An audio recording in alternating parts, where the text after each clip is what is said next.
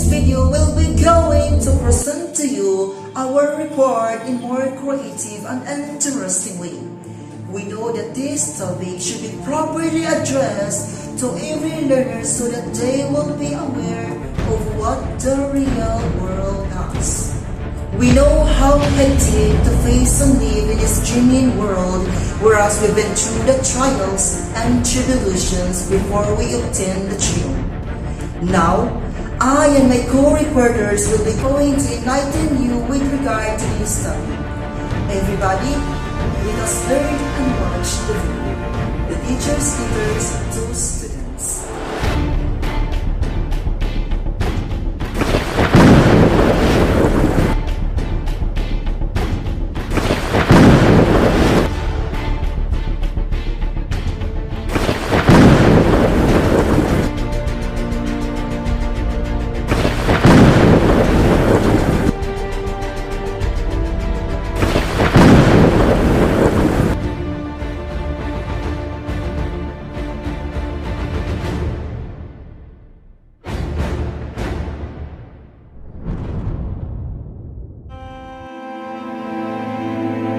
Class, pass the test papers down. Yes, lucky I pass. Come on, dear. Passed also. Good job!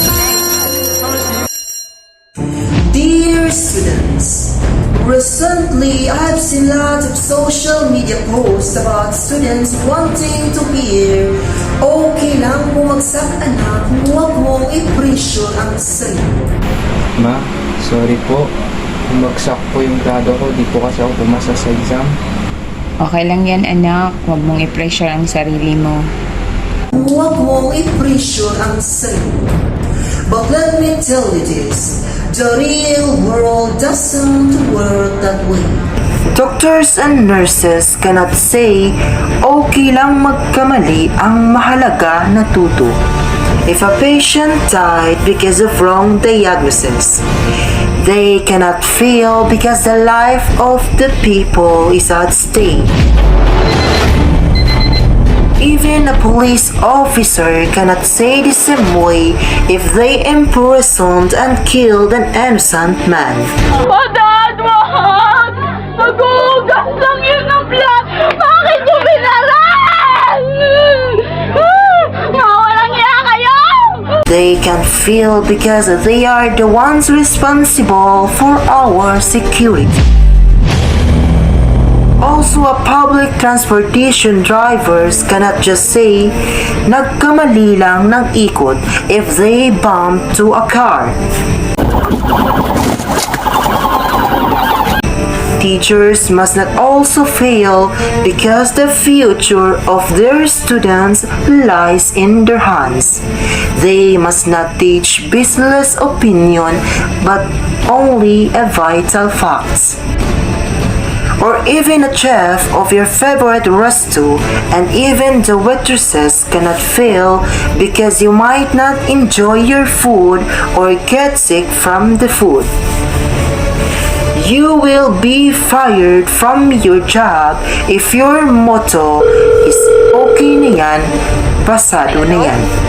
Is nakita mo na ba yung result? Ay oo, kakapost lang ni ma'am. Uy, okay na yun, at least pasado. In school, you learn to discipline yourself. You cannot just sit and wait for an allowance while waiting for your remark. You need to work. You need to review.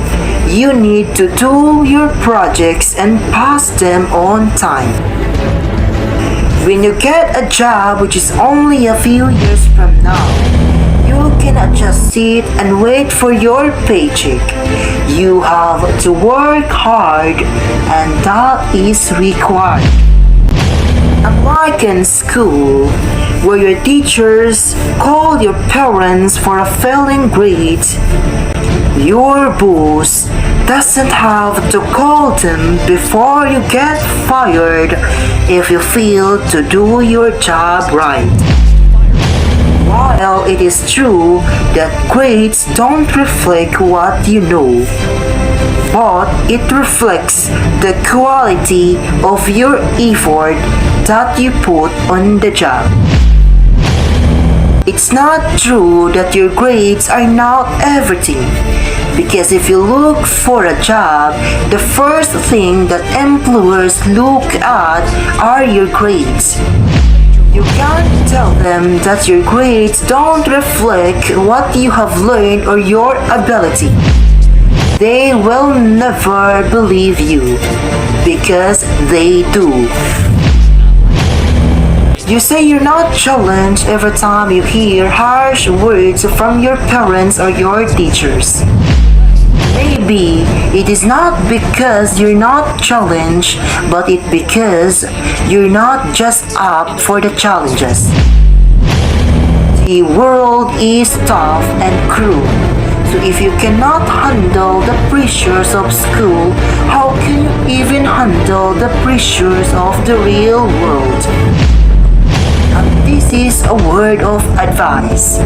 Pagbutihin ang pag-aaral while you're young because regret always comes last. Love your teacher.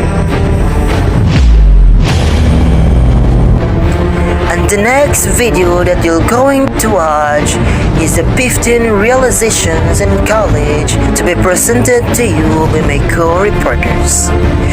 Without further ado, let's hear her out.